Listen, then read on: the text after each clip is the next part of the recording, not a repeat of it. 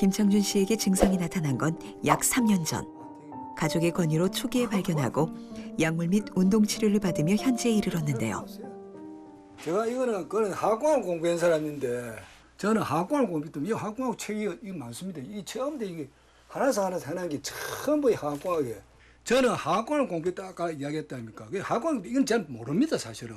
그런데 우리는 한번 실행을 딱 해버리면 뭐라도 끝까지 내가 물고 늘어진 사람. 좀 이렇게 좀 뭐라고 이빨이 좀 막 물어가면.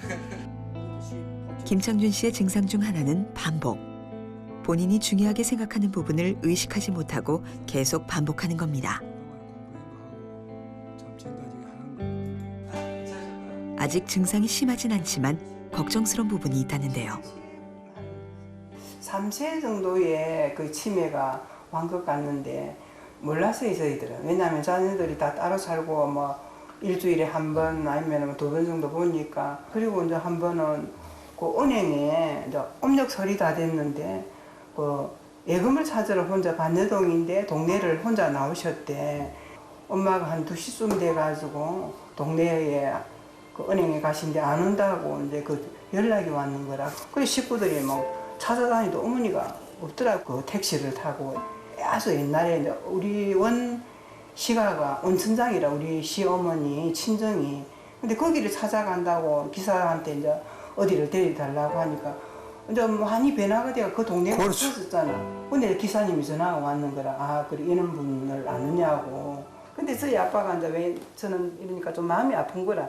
아유 운동도 그렇게 열심히 하고 진짜 술도 안 드시고 담배도 안 피우고 진짜 가족들 위하고 막 하면 딱 바른 생활을 사나. 이건 제 남편이지만은 몸무게가 빠지는지도 몰라서 하도 화를 내니까 초장기에는 뭐라 하면은 생각해서 이렇게 얘기를 하면 화를 내고 음식도 조금 신경 써가지고 이렇게 해드리도 막 별로 마음에 안 들어하고 막 화를 이제 자기가 조금 충격을 받아서 그랬던 것 같아. 그렇죠, 예, 맞습니다. 우리 어머니도 굉장히 충격을 받은 것 같아. 어머니에 이어 자신에게도 찾아온 치매. 하지만 7개월 만에 증상이 악화된 어머니와 달리 아직까지 상태를 유지하는 중인데요. 조기 발견과 조기 치료가 한몫한 겁니다. 이번 프로젝트가 끝날 무렵에는 어떤 변화가 있을까요? 한편 4년 전 길을 자주 잃어버리면서 혈관성 치매 진단을 받았다는 서무웅 씨. 당시엔 약물과 운동 치료를 받았지만 최근까진 약 처방만 받았는데요. 결과는 29점. 45점이 나온 김창준 씨보다 좋은 결과인데요. 같은 경도 인지장애지만 증상 정도가 조금 낫기 때문입니다. 올해 78세. 서무웅 씨의 낙은 텔레비전 보기입니다. 젊은 시절 해외 건설 현장을 누볐던 자신이지만 어느새 설자리를 잃게 됐는데요. 그 일을 안 쳐주니까 내가 맨날 먹고 놀아도 되나 자꾸 그 소리를 하는 거라. 그래 나가라고 그랬는데 근데 거기서 만나면 술을 자꾸 한 잔씩 하더라고요. 그리고 집을 못 찾아오는 거라. 그래서 막 절대 술 못 먹게 하고 내가 막 질색을 하고 막 그거. 그러다 보니까 자꾸 싸움이 잦아지더라고요. 단순히 건망증인 줄 알았지만 치매였던 겁니다. 건설 현장에서 일할 때 해외에서 머리 한번 다친 머리 적이 한번 있어요. 다친 적이 있대요. 그래서 뭐 넓져가지고. 그래가지고 이제 그렇게 저도 살아가지고 죽는다 하고 했는데 그 일주일 만에 깨어나가지고 또 그냥 기구 하락하는 거. 내 고집에 막 그대로 또 1년 다 치우고 나하고 3년 동안 있었거든. 아픈 남편에 대한 아내의 걱정은 밤에도 이어집니다. 할아버지 약 드세요. 드시는 약들이 뭐예요? 하나는 수면제고 하나는 잠유도제. 장유도제? 수면유도제? 수면유도제. 이걸 안 먹고 나면 자꾸 꿈을 막 꾸게 되고 막 저때 있는 사람 혀꼬지 하는 거. 손짓 발짓 해대고 헛소리 해대고. 침대에서 떨어진 적도 있어 꼭 이불을 깔아둔다는데요. 수면장애는 치매 원인 중 하나. 약물 치료는 꾸준히 병행 중입니다. 내가 자꾸 전화를 건다 이거 할아버지 지금 밥 줬었고 빨리 일하러 가시라고 이렇게 전화를 걸고 자꾸 근데 그런 기억을 잃어버릴까 나는 그런 게 제일 걱정돼. 경로당 일로 나가야 하는 아내는 집에 있는 남편이 늘 걱정되는데요. 서무웅 씨의 우울증 때문이기도 합니다. 허무하게 큰 기대감도 없이 막 의미하게 하루 보내려 하는 게 그게 좀 지루한 감이 드는 거야. 뭔가 해야 되는데 어디 할 게 없어지는 게 전부 다 이제 이게 나이라고 시기질 않는 게라 그게 이제 실망이지. 지 늙은 줄 모르고. 그래. 그 어떨 때 참 나가보고 나면 혼자 텔레비 보고 누웠다가 앉았다가 하루 100m도 안 걷지 싶은 게라 그랬잖아. 그래 그게 이게 감옥 생활 한 가지라. 너무 대화가 없고 혼자 공상만 생기고. 그렇게 하면서도 아음직거리 생각은 그래 하면서도 아음직거리지.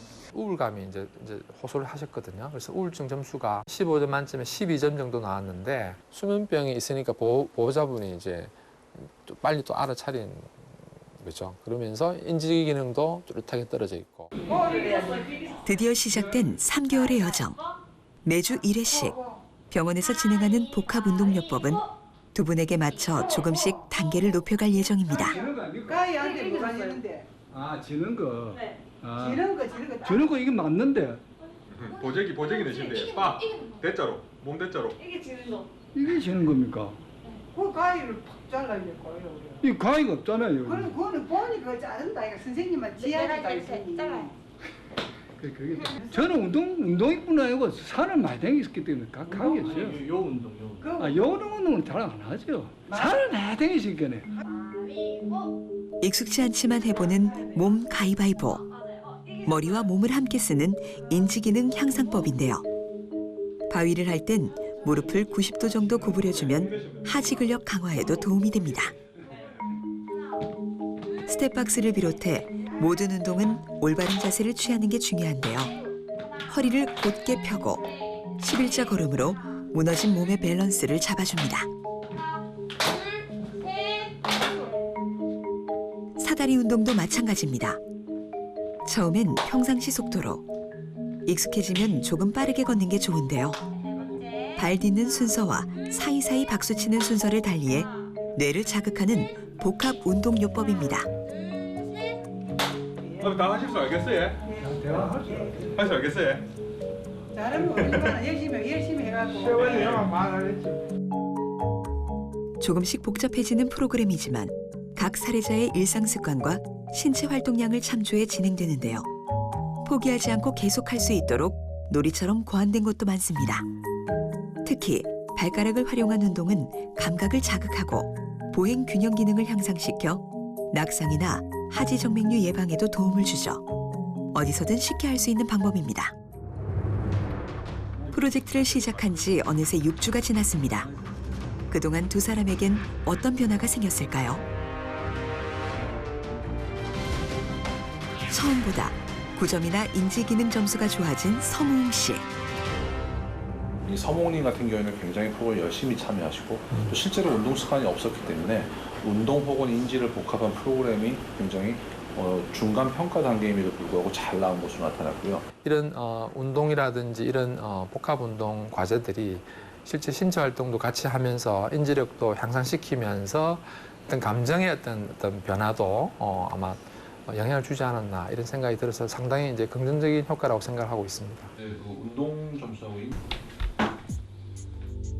그런데 뭔가 분위기가 심상치 않은데요. 무슨 일일까요? 김창준님 같은 경우는 45점에서 49점으로 4점이 안 좋아졌어요. 복합운동요법 전보다 안 좋아진 겁니다. 서무웅 씨에 비해 인지장애 정도가 좋지 않았지만 그 외에 다른 이유도 있었습니다. 인지 기능이 굉장히 드라마틱하게 증가하고 한 분은 또 변하지 않은 것은 저희 이제 신체 기능에 대한 차이, 프로그램의 참여에서도 볼 수가 있는데요. 실제로 김창준님 같은 경우에는 운동 습관이 좀 있으신 분이었고, 하지만 굉장히 불안 증세가 있고, 그다음에 감정적으로 좀 동요를 하시고 프로그램에 참여를 잘 못하시는 부분들도 있어서. 저는 운동이뿐 아니고 산을 많이 다녔기 때문에 강했어요. 요 운동. 요 운동은 잘 안 하죠. 산을 많이 다니시니까 우리 있어도 됩니다. 선생님 한장서. 말을 안 들어. 내가 할 수는 아닌데 이러면 이렇게 많아요. 마음처럼 잘 안 되는 본인의 상태를 받아들이기 쉽지 않았던 겁니다. 둘의 박수가 이 헷갈린다. 자, 다시 해볼게요. 사람마다 조금씩 편차가 있고 증가폭이 있는데 이 프로그램을 좀 다르게 적용을 해서 김창준 같은 경우에는 좀 프로그램을 잘 즐겁게 적용할 수 있는 인지 과제를 더 추가하고, 그렇죠. 서몽님 그대로 가는, 그러면서 이제 추이를 지켜보면서 마지막 검사 결과를 보면 이제 어떻게 변하는지 좀 더 자세하게 알 수 있지 않을까. 무엇보다 중요한 건 스스로 하고자 하는 의지입니다. 이에 힘을 더해주는 개인 맞춤 처방이 내려졌는데요. 두 사람의 결과가 기다려집니다. 한편 또 다른 한국형 프로토콜, 인지중재에 집중하고 있는 곳도 있습니다. 치매를 비롯한 뇌질환 연구에 매진해온 나혜리 박사는 2017년에 신의료기술로 인정받기 전부터 이 방법을 사용해왔다는데요. 이름도 낯선 인지중재 치료는 뭘까요? 흔히 인지라고 얘기하는 것은 사람을 이제 지능을 유지하는 그런 기능인데, 대표적으로 기억력이라든가 언어력, 판단력, 또 길찾기 능력, 계산 능력, 뭐 이런 것들 모든 것을 포괄하는 그런 개념입니다. 그래서 이런 인지 기능을 향상시키는 모든 방법들을 광의의 의미의 인지 치료라고 볼 수 있는데요. 뇌를 자극하는 모든 활동을 포함한 인지 자극과 특정한 인지 영역을 향상시키기 위해 전략적으로 훈련하는 인지 훈련, 그리고 인지 재활을 통해 인지 기능 개선을 돕는 비약물성 요법입니다. 얼마 전 인지중재 치료를 시작한 경은 씨. 날짜와 장소 등 지금까지 기억했던 내용들을 반복하며 떨어진 인지 기능을 올리는 진압력 훈련, 특히 기억력을 중점적으로 치료 중인데요. 어머니 오늘 날짜가 몇 월 며칠이에요? 오늘이 몇 월 달? 오늘이 8월. 오늘이 8월인지. 올해 그녀의 나이는 55세. 예상치 못한 시기에 알츠하이머가 시작된 겁니다. 60세 이전에 발생한 비교적 조기 발병의 알츠하이머병 환자고요. 환자는 기억력 장애도 굉장히 심하고, 또 언어력 장애, 언어장애, 어휘력 장애가 되게 심하세요. 그리고 길찾기 능력도 많이 떨어지고, 판단력도 떨어지고, 추상적인 사고력도 떨어지고, 계산 능력도 떨어지고, 이제 자세한 인지 검사를 하면은 거의 인지의 전 영역이 떨어진 그런 환자입니다. 조발성인 만큼 빠른 치료가 필요했습니다. 젊은 뇌일수록 진행이 빠르기 때문인데요. 검사를 통해 문제점을 찾고 우선순위에 따른 집중 치료를 시작했습니다. 예전에 한번 했었었는데, 이거 우리 글자, 자음, 모음을 이용해가지고 우리 단어 만드는 거 했었었어요. 기억나세요? 뭐 과일 이름, 과일 이름도 되고. 단순하게 과일 이름을 맞추는 듯 했지만 이것도 인지훈련 중 하나입니다. 과일의 이름을 만들 때 글자의 자음과 모음을 기억을 하고 또 찾는 이런 조합하는 이 문제 해결 능력이 가장 중요한 과제예요. 일주일에 2번씩 내원 치료와 학습지 형태의 숙제를 병행 중인 경은 씨.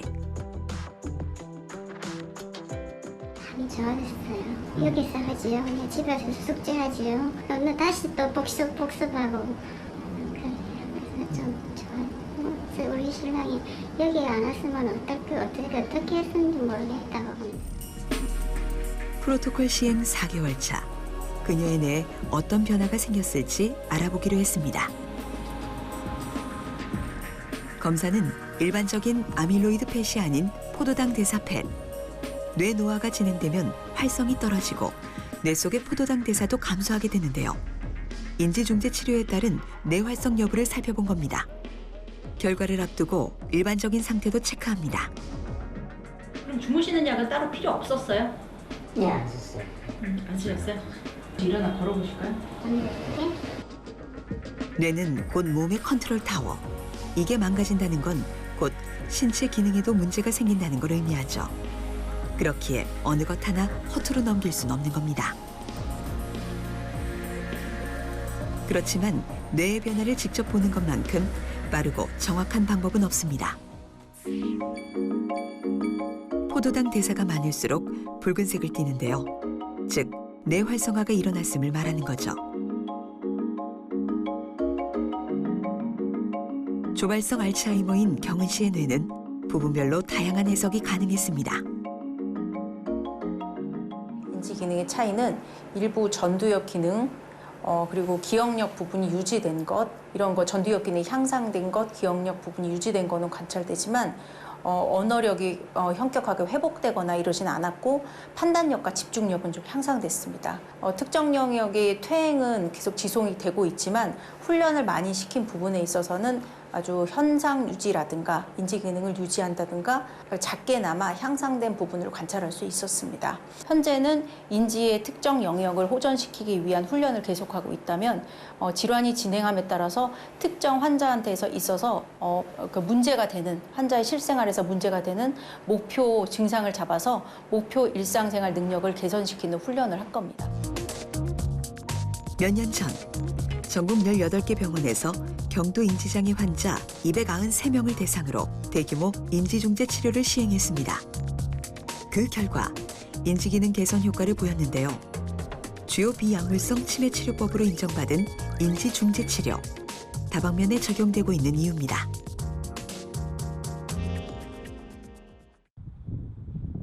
다시 찾은 부산에서 만난 김창준 씨. 갑자기 양말을 벗기 시작하는데요. 뇌 운동 준비입니다. 우리 병원에서 뇌 운동은 저는 이제 아니 그 당신 생각하지 말고 화학 공부할 때하고 틀리고 학생하고 틀리고 지금은 뇌를 움직일 수 있는 그런 운동은 저 계속 좀 공부하고 있거든요. 그거하고도 틀리다. 틀린다. 이쪽 하나, 둘, 셋. 세라게 이렇게. 세라게 세라게 붙이는. 알겠어요. 제가 할게 합니다. 하나, 둘. 집에서의 치료 파트너는 아내입니다. 오케이. 병원을 오가며 복합 운동요법을 함께 배운 까닭에 더없이 든든한 응원군인 셈이죠. 6, 짝. 둘은 오지 말라. 좀 춤추나. 성동을 나는 못 추는 사람 아니가. 3만 대 댕겼지. 미친 게 이거는. 습동이 아니야 안 되는 게. 습동만 딱 되면요. 선생님 말씀 한번 들어. 1, 2, 3이 있잖아요, 그지? 1, 2, 3만 딱 돼버리면 돌아가는데 이게 아직까지 이제 이게 잘 안 되는 게. 내친 김에 발가락 운동까지 해보는데요. 그래, 잘하시네. 혼자보다 둘이 즐거운 치료 시간입니다. 한편 우울증으로 집에만 있곤 했던 서무웅 씨가 어디론가 들어섭니다. 아파트 경로당. 그간 아내의 권유에도 찾지 않았던 곳인데요. 아버님 평소에 말 잘 들으세요? 예? 평소에 좀 안 듣는 편이죠. 큰일 났네. 시키면 시킨 대로 다 즉각 움직이는데. 아니 고집이 세가지고 내가 생각할 때는 잘 안 듣는다고 생각하거든. 내가 생각할 때는 고집부터이거든. 그건 아저씨 자시고 이거 이놈이 안 됐어. 그거 자시고 하루 밥 3끼 얻어 먹는 거. 그거만 넣어도 돼요. 그거만. 하도 밥만 그냥 밥을 이 얻어 먹는 거 최공기라 그게. 할머니들과의 어울림이 어색해서 피했다던 모습은 온데간데 사라졌습니다. 그간의 치료 영향이 있는 걸까요? 드디어 3개월의 프로젝트가 끝났습니다. 무더운 여름부터 선선해진 가을까지 짧지만 쉽지 않았던 기간이었는데요. 오늘이 마지막 한 달 더 있다고 생각. 뭐 자신감 좀 있으십니까? 점수가 잘 나올 것 같아요. 뭐라 그런 생각도 안 해보고 절대로 때려보라 하는 식으로. 긴장되긴 김창준 씨도 마찬가지입니다. 교육 받고 또 뭐 이렇게 들은 거 그다음에 뭘 어떻게 하느냐 이런 것들 물어볼 거 아닙니까? 그러면 막 저는 그래 하고 생각하죠. 저 뭐 오는 대로 오고 가는 대로 간다니까. 저 뭐 그거 뭐 어쩌겠습니까? 다른 방법 없어요. 단어 회상과 단어 지연 회상 등 4개의 항목이 나아진 서무웅 씨. 기억력과 더불어 시간, 장소, 사람에 대한 인식 능력이 향상된 겁니다. 서무웅님 같은 경우는 9점 정도면 상당히 이제 향상된 거거든요. 그리고 우울 점수가 이제 서무웅님 같은 경우는 처음에 이제 12점으로 정상 범위에서 상당히 높았는데 12주 지났을 때는 3점 정도로 거의 정상 우울 증상이 없는 상태로 좋아진 그런 결과를 나타냈습니다. 한편 중간평가 때 오히려 안 좋아졌던 김창준 씨는 어떻게 됐을까요? 초기평가 대비 단어 회상과 명령 항목에서 각각 1점씩 향상된 결과 집중력과 기억력, 이해력이 좋아진 건데요. 중간평가 때의 우려가 사라졌습니다. 또 놀라운 것은 김창준 아버님은 원래 이제 평균치에 가까운 신체 활동 습관을 가지고 있었음에도 불구하고 활동량이 더 늘어난 것을 알 수가 있었습니다. 아마 이제 프로그램에 참여하는 것도 그렇고 저희가 이제 프로그램상에서 홈엑사일 권장하는 그런 것도 이제 효과가 있었던 것 같고요. 두 분 다 그 깊은 수면이라고 합니다. 신체 활동량과 수면도 관련이 있고 수면 중에서도 깊은 수면은 치매하고 굉장히 관련이 있는 요인인데 깊은 수면이 굉장히 큰 폭으로 개선된 것을 알 수가 있었어요. 그래서 이제 맞춤형이라는 생각을 할 수 있거든요. 그래서 사람마다 인지 예비 능력이 조금씩 다르기 때문에 어떤 맞춤형으로 적절하게 그분한테 가장 효과를 극대화시킬 수 있는 방법을 사용하는 것이 훨씬 더 효과가 있지 않겠느냐 이렇게 생각하는 겁니다. 사실 수면 장애는 김창준 씨에게도 있었습니다. 잠을 되게 깊게 주무시게 됐다고 그러더라고요. 아, 그거는 저는 좀 그런 쪽이 있습니다. 그냥 잠은요, 밤하면 푹 잡습니다. 근데 처음 시작할 때보다 예, 맞습니다. 처음에는 좀 불안해. 자기는 모르지만은 자기가 예. 그걸 모르지. 어머님이 아시죠? 예, 굉장히 불안하고. 수면 장애도 개선한 이번 프로젝트는 끝이 났지만 두 사람에겐 아직 끝난 게 아니라는데요. 병원에서 하는 운동 처방하는 거 있잖아. 그래. 그 집에서 내하고 당신하고 둘이서 요 생태공원에서도 운동하는 생태공원 거. 보이고 어제도 갔다 오고 박수, 산은 갔다 오고 뭐 이런 건 박수고 그런 거 그게 좋다고 합니다. 지속적으로 하는 게 좋다 안 합니까? 열심히 했어. 예. 건강하게 오래 함께 할 수 있도록 다짐해 봅니다.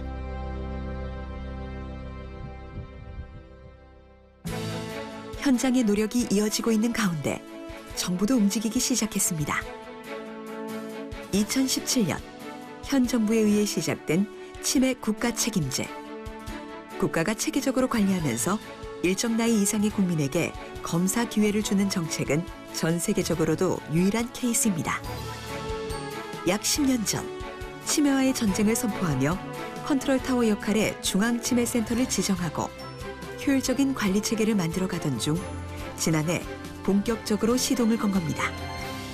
과거에 본인 부담금이 적어도 절반 이상이던 이 자기 본인 부담금을 치매 국가 책임제를 하면서 많게는 10%까지 그 대폭 치매 치료비가 낮춰졌습니다. 인지 지원 등급을 해서 조금 경미한 치매 환자들도 장기요양보험제도에 들어오게 되었고 치매 정도가 상당히 중증이 되어서 본인이 그동안 힘든 경우에 이제 요양 등급이 올 수 있었는데 치매 국가 책임제에서는 아주 경미한 치매 현상이 있을 경우에도 인지 지원 등급이라 그래서 초기부터 장기요양 서비스를 받을 수도 있고 가장 그 눈에 띄는 정책적 변화는 전국 256개 지자체 전체의 그 보건소에 치매 안심센터를 새로 설치하는 것입니다.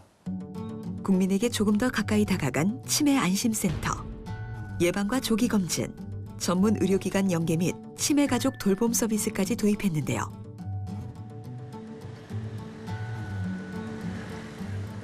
부산에서 처음 문을 연 동구 치매 안심센터.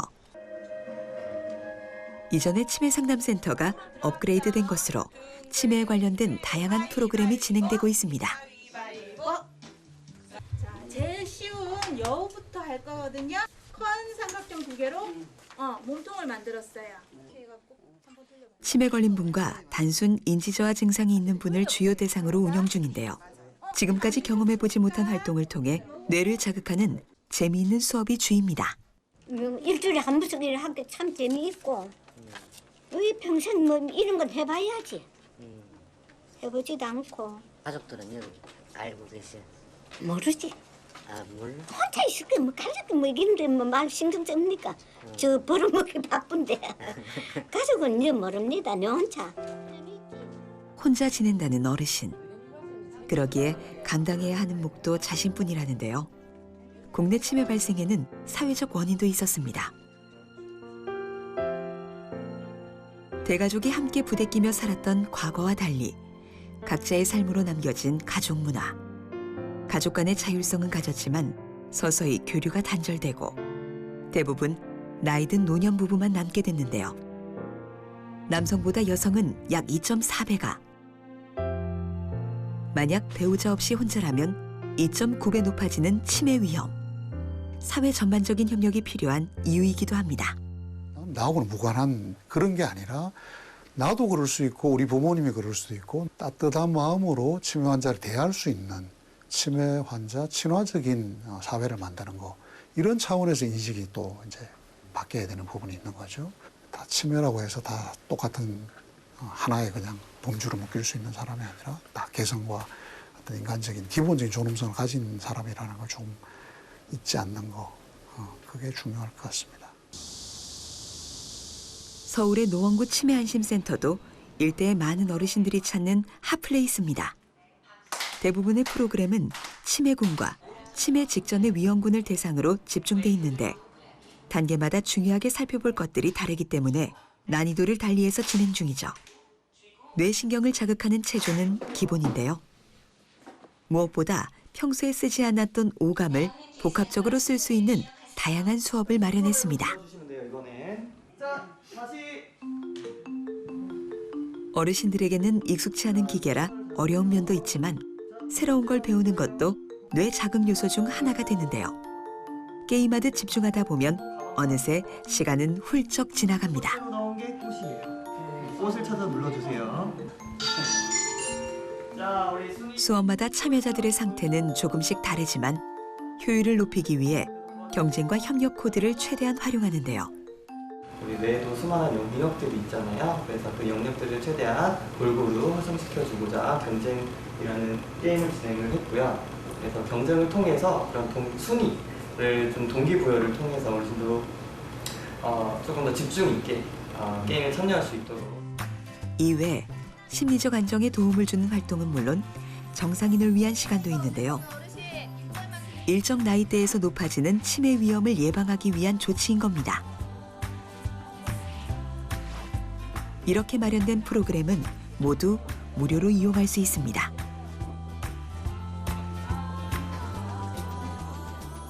최근 조사에 따르면 국내 치매 관리비는 2016년 대비 2050년 106조 5천억 원으로 늘어날 전망입니다. 환자 1인당 연간 관리 비용은 2,054만 원으로 늘었고 이는 전체 가구 소득의 46.1%를 차지할 정도인데요. 치매 안심센터 등 기관의 활동은 그동안 치매로 인해 감당해야 했던 경제적 고통을 조금이나마 덜어주는 겁니다. 뿐만 아니라 찾아가는 치매 조기 진단 서비스가 있습니다. 1차 방문 검진을 통해 필요한 경우 센터를 연결, 전문 병원까지 소개하는 건데요. 조금이라도 빨리 발견하고 치료를 시작할 수 있게 하는 노력으로 그 결과가 나타나고 있습니다. 10년 전만 하더라도 어느 정도 손 쓸 수 없는 시기까지 진행된 노인분들이 병원을 많이 찾아오셨는데 최근에는 거의 경도 인지장애나 혹은 주관적 인지장애 정도까지 된 분들이 오시는 거 보면 굉장히 많이 좋아졌다라고 생각을 하고 또 그런 결실을 지금 맺고 있는 것이 이런 치매 발생률 자체는 동년대에서는 조금씩 낮아지고 있어요. 정부의 움직임 속에 필요한 건 스스로에 대한 의심, 초기 치료로 이어지는 열쇠입니다.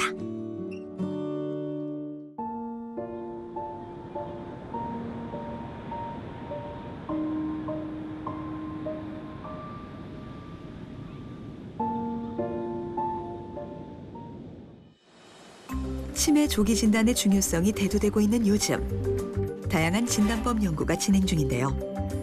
혈액에 집중한 팀도 있습니다.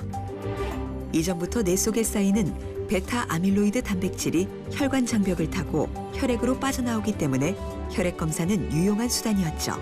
하지만 다양한 단백질 분해 요소 때문에 정확한 측정이 어려워 쉽게 이용할 수 없었는데요. 이에 2017년 이를 안정화시키는 전처리 물질이 개발된 겁니다. 풀어서 얘기하면 믹스처 오브 프로테이즈 앤 포스파테이즈 인히비터입니다. 그러니까 탈인산화를 막아주고 단백질의 분해를 막아주는 그런 그 저해제들이 존재를 하고 있거든요. 그거를 이제 여러 조합으로 만들어서 가장 효율적인 조합을 만든 겁니다. MPP라는 물질은 혈액 내의 모든 단백질들을 딱 고정을 시키는 겁니다. 체혈과 동시에. 그러면 분해도 안 일어나게 되고 그다음에 인산화나 탈인산화 같은 그런 수식화도 안 일어나게 되고 그냥 그 체혈하는 순간을 그냥 쭉 고정을 시켜서 그거를 가지고 측정을 하는 방법이기 때문에 그러한 그 여러 가지 환경에 따른 변이를 막을 수가 있는 거죠. 그 결과 혈액을 통해 알츠하이머를 일으키는 뇌 속의 베타 아밀로이드 정도 측정이 가능해졌습니다. 정확도는 약 90%에 달하는데요. 이외에도 쉽고 간편한 검사법으로 환자는 물론 정상인까지 모든 사람들의 접근성을 높일 수 있는 결과였습니다.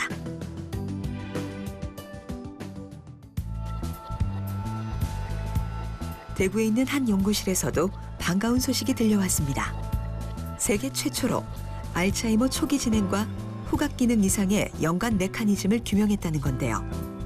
모두가 중추신경계인 뇌에 집중할 때 말초신경계인 후각을 연구했다니 어떻게 된 걸까요? 실질적으로 알츠하이머가 꽤 진전이 되기 이전에 이미 냄새를 맡지 못한다는 보고는 굉장히 오랫동안 알려져 있었습니다. 냄새를 못 맡게 되는 이유는 두 가지가 있습니다. 코에서 냄새를 못 맡는 경우와 코에서 냄새를 맡았는데 뇌에서 냄새를 맡은 것을 인지하지 못하는 두 가지 단계가 있습니다. 그래서 과거에는 그 알츠하이머 환자들이 냄새를 못 맡는 것이 뇌가 망가져서 냄새를 못 맡는다고 생각을 했었습니다. 뇌가 망가지기 훨씬 이전서부터 냄새를 못 맡는다는 것을 저희가 알게 되었습니다. 특히 다른 신경세포들은 자체 장벽이 있어 중추신경세포와 연결할 때 뇌로 직접 갈 수가 없지만 장벽이 없는 후각신경세포는 직접 뇌까지 연결되기 때문에 후각신경과 알츠하이머 간의 영향이 있을 수밖에 없다는 겁니다. 검사에 필요한 건 콧물. 베타 아밀로이드와 같이 파괴된 신경세포들이 콧물에 녹아나오기 때문이죠. 색 변화로도 한눈에 볼 수 있는 결과 진한 색으로 바뀔수록 콧물 내에 단백질이 많다는 얘기입니다. 항원항체 반응에서도 베타 아밀로이드 검출이 확인됐습니다. 가장 진한 반응은 말기가 아닌 초기 알츠하이머. 이는 특별한 의미를 갖는다는데요. 코에 있는 신경세포에서 이미 굉장히 알츠하이머가 일어나기 초기에 그 베타 아밀로이드 단백질이 축적이 된다는 걸 알 수 있었고요. 정확도로 하면 한 85% 정도의 정확도입니다. 즉 콧물에서 굉장히 많은 아밀로이드 베타 단백질이 있다면 그 사람은 지금 치매에 굉장히 많은 그 진행이 되었을 가능성이 있다는 것을 말해주는 것입니다. 인지 기능이 저하되기 이전에 이미 코 속에서는 당신은 알츠하이머에 걸릴지도 모른다는 경고를 계속 보내게 되는 것입니다. 그래서 그런 신호를 저희가 콧물을 통해서 검출할 수가 있는 것이죠. 이 밖에도 제3의 물질을 타겟으로 한 새로운 폐 검사 등 연구가 한창인데요. 성형화까지 거쳐야 할 단계는 많이 남았지만 조기 진단과 빠른 치료를 통해 얻고자 하는 그것. 치매 극복을 향한 노력은 계속되고 있습니다. 모두가 원하는 건강한 삶에 장애물이었던 알츠하이머. 굳건했던 그 벽이 깨지고 있습니다. I think people need to realize that we're all at risk for Alzheimer's if we live long enough. And it's not something to fear, it's something to try to understand. To be socially engaged, to be intellectually active, be physically active, and make sure that our general state of health is positive because that is an investment in our future minds, in our future brains. 그래서 왜냐하면 경도인지 장애 환자들은 치매로도 진행할 위험도 있지만 다시 정상으로 돌아갈 만한 그러한 찬스도 얼마든지 있거든요. 조기에 발견하면 1차 예방도 가능한 질환이라고 저는 굳게 믿고 있습니다.